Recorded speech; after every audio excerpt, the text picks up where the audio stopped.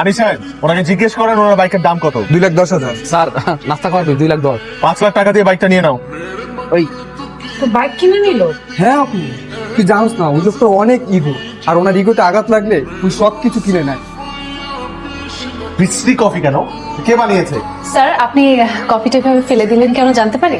ফেলে দিলাম কারণ এত বাজে স্বাদের কফি আমি কখনো খাইনি। তাই বলে তো আপনি আমাদের কফিটা এভাবে ফেলতে পারেন না স্যার। আপনি কাজটা ঠিক করেন। আপনি এখনই এখান থেকে বেরিয়ে যান প্লিজ।